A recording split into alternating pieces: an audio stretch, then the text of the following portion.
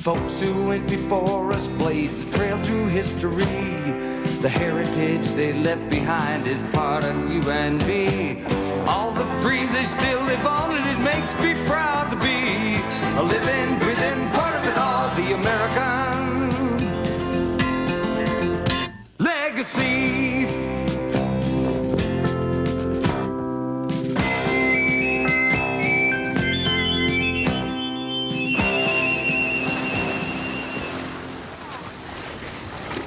Aloha! Aloha! Malahini's aloha.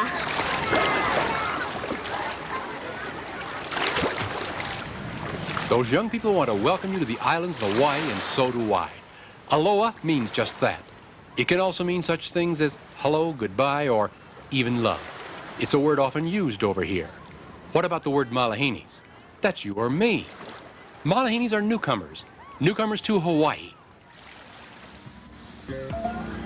The islands are often called a Pacific paradise because the climate is so ideal the year round. The daily temperatures here are always warm, usually between 70 and 85 degrees Fahrenheit. In fact, there is hardly any day in the year that you can't go swimming in the nearby ocean. Sometimes the water temperature is actually higher than the air temperature.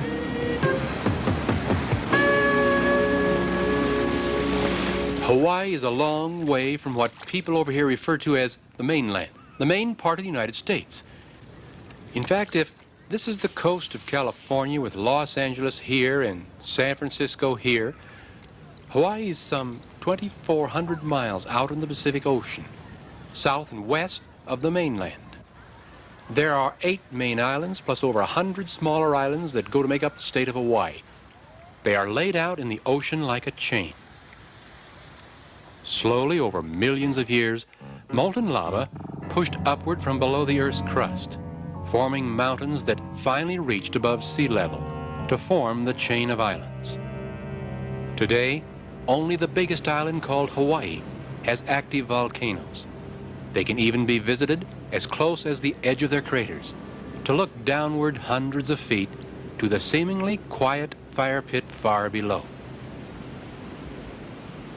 According to Hawaiian legend, it is the ancient fire goddess Pele who tends the fiery furnaces deep in the earth and from time to time hurls the flaming red lava out of the boiling depths. Sometimes the fiery display goes on for hours or even days as the hot molten lava is pushed up and out of the crater to flow like a river down the mountain slope, covering up and destroying anything in its path. Fortunately, such eruptions don't occur very often.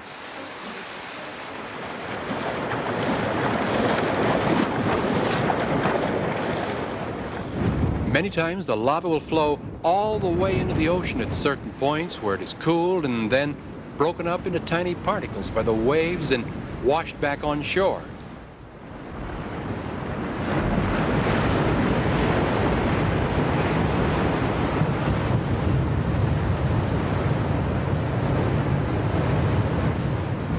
The result at certain places, a beautiful black sand beach.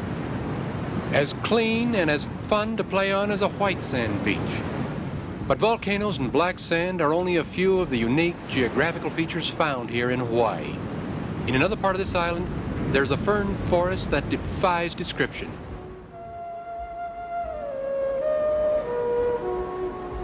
If this doesn't make you think you are in a subtropical region, then perhaps these will.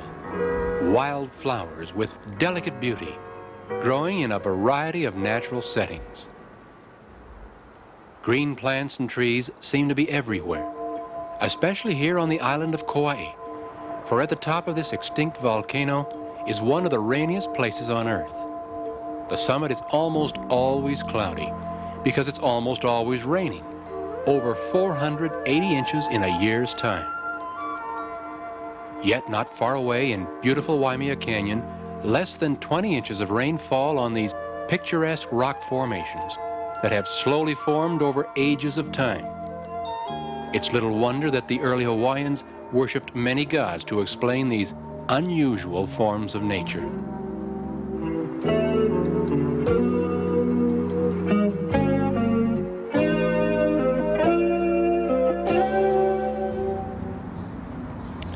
Religion was a very important part of the way of life of my ancient ancestors. Every tree, every river, every mountain, every landmark of prominence, every activity was connected with some religious presentation. Even when children went to fly a kite, they would do these things through singing, songs, and through the poetry of chanting, like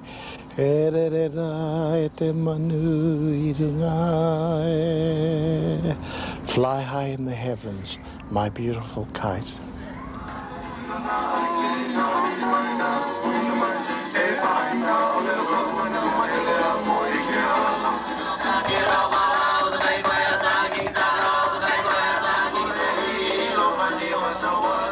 No one is quite sure when the first people settled here on the islands. Some say it was as long ago as 1,500 years. It is known, however, that the Hawaiian culture is a blend of many island peoples, what we call Polynesia, and that over many centuries, with the use of the outrigger and double canoes, people from many of the Pacific islands slowly migrated northward, bringing with them their culture to mix with those islanders already here.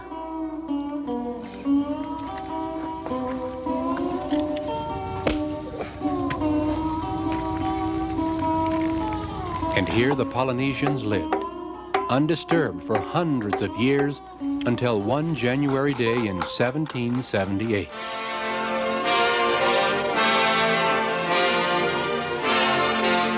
Land ho, Captain!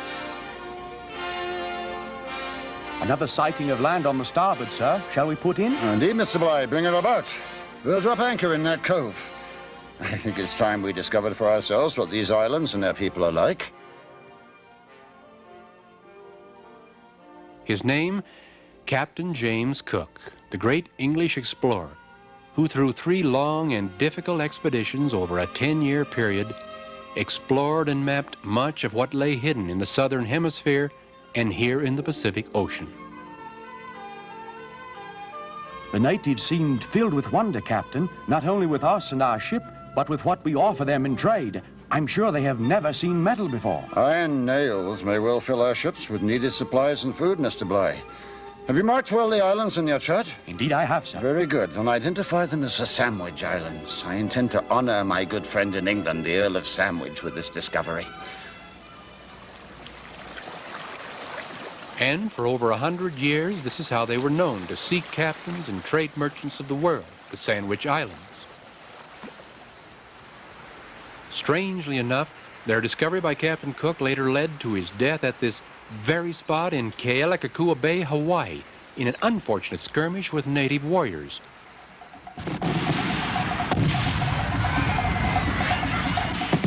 The brief battle in which Cook was killed also marked the beginning of bringing together under one kingdom all of the island peoples.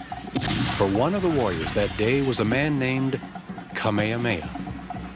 In a series of battles, the young warrior and a group of loyal followers began slowly to unite the peoples of the Big Island.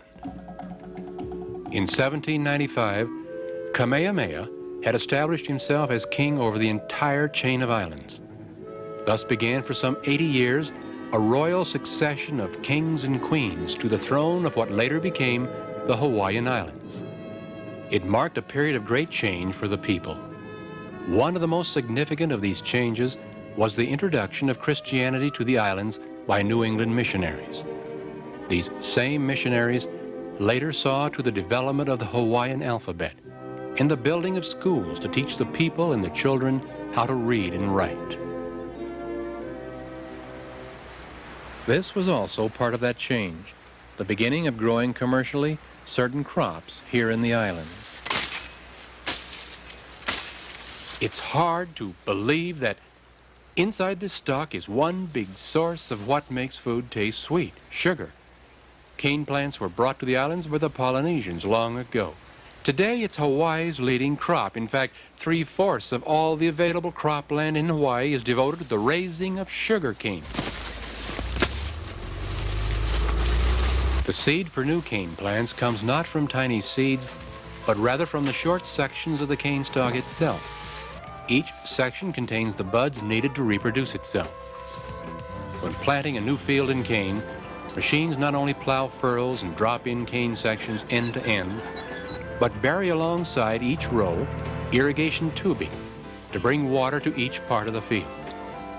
Cane plants require a great amount of water for growth, as much as 2,000 pounds of water just to produce a single pound of sugar.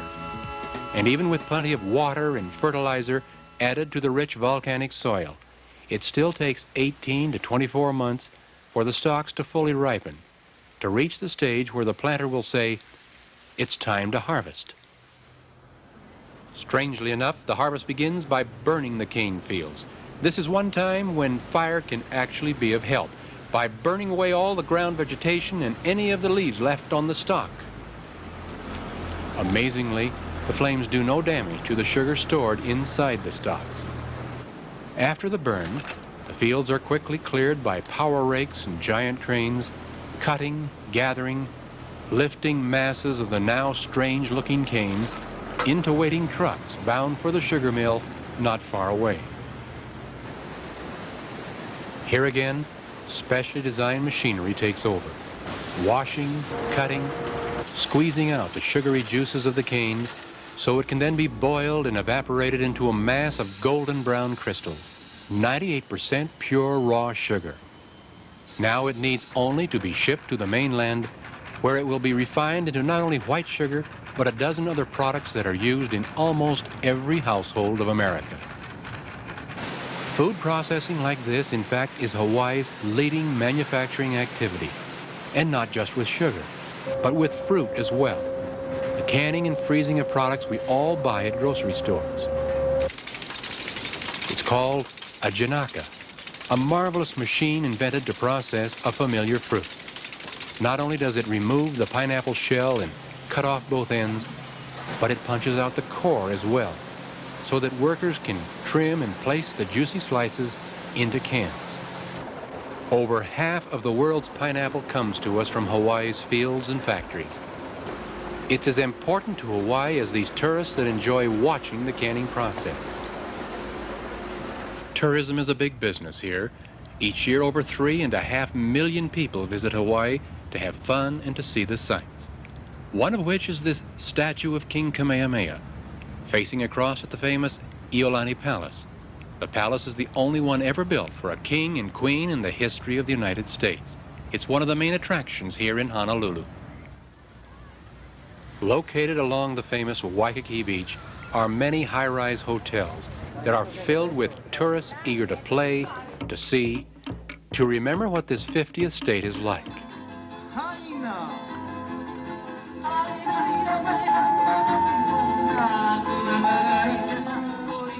Here at the edge of Pearl Harbor is a monument for remembering. Below, in 20 fathoms of water, lies the battleship Arizona, sunk by Japanese aircraft on December 7th, 1941, in a surprise attack on the islands. What followed for our country was World War II. Today, Pearl Harbor is a reminder that Hawaii is more than just a subtropical playground. It's an important military and naval outpost for our country's protection. Perhaps the day will come when we won't have to worry about ships and guns and protection, when the spirit of Aloha will be present everywhere. Aloha to you.